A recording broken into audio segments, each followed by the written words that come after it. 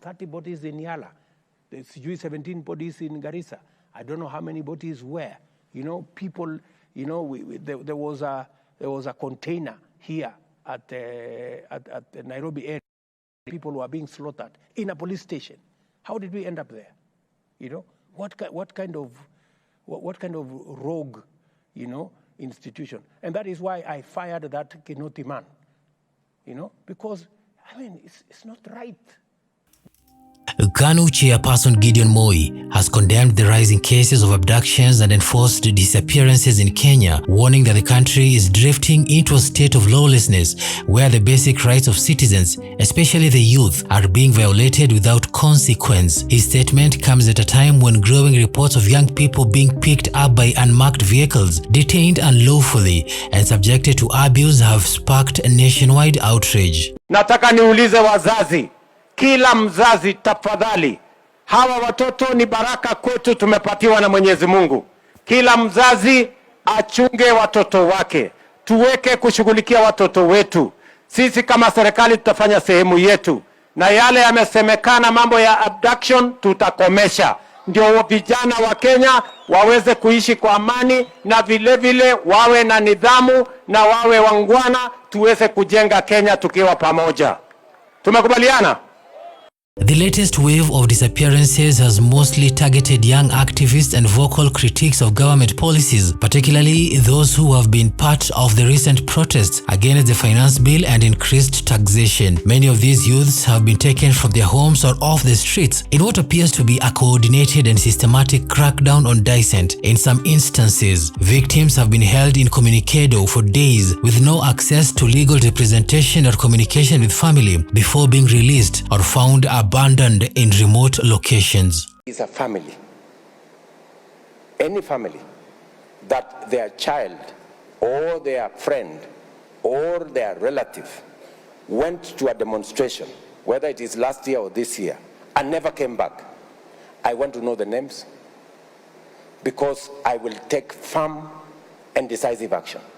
Because as I talk to you today, I don't have a single name of somebody who has been abducted or disappeared.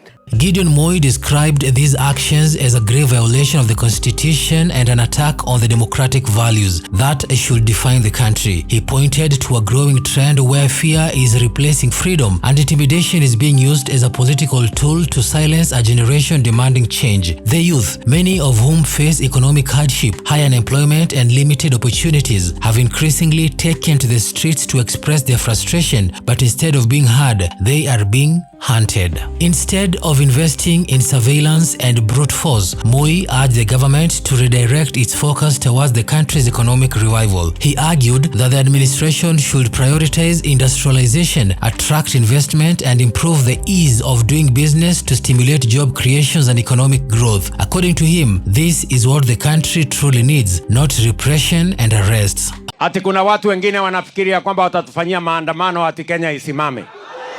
Hii Kenya itasimama kweli? Kenya itasonga mbele, haitasonga mbele? Wale wanasema Kenya itasonga mbele nione kwa mkono. Na mimi nataka niwaambie, hatuwezi. Over the past few weeks, the government has come under sharp criticism from both local and international human rights bodies. Organizations such as Amnesty International and the Law Society of Kenya have demanded accountability and transparency over the increasing numbers of abductions, warning that Kenya risks sliding back into an era of state-sponsored impunity. Critics say the government appears more interested in controlling public opinion through fear than addressing the root causes of discontent. I do not want a situation where a Kenyan disappears. There were days when people were found 2030 in the Vayala here, executed. I want to promise you and to promise the people of Kenya that under my administration, there will be no Kenyans in Vayala or any other river or in any other place. Moi also raised concerns over the erosion of civil liberties, pointing out that clamping down on protesters and silencing opposing voices will not solve the country's economic problems. He believes that a functioning democracy must allow room for dissent and that national unity can only be achieved through genuine dialogue and respect for the rule of law. kuna wananchi wengi sana walipoteza maisha yao kwa mauaji ya kiholela. Watu wengi walizamishwa pale Yala, wengine waliwekwa Athi River, wengine waliwekwa sijui river gani.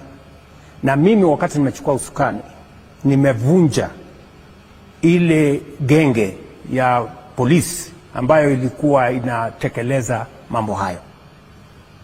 His statement reflects growing public anger towards the government's handling of opposition and protest. Many Kenyans feel betrayed by leadership that once promised transparency, inclusion and economic transformation. Instead, they now face a climate of fear where expressing dissatisfaction could lead to disappearance. While Moi's remarks have been welcomed by many as a timely and bold intervention, questions remain about whether other political leaders will speak out or continue to remain silent. As pressure mounts from civil society, faith leaders and the international community, the government may soon be forced to confront a reality it has tried to suppress, that the youth will not be silenced and that the demand for justice is only growing louder. Acha nikwambie wewe William Ruto. Wewe ulikuwa unafikiria that we are still foolish the way you cheated us. Ulikuja ukatudanganya na Biblia. Ndio? Ukatuambia Uhuru Kenyatta ni mlevi. Ukatuambia Uhuru Kenyatta ni mvivu, hakuna kazi anafanya. Ukatuambia tuchukie Uhuru Kenyatta, tukakufuata.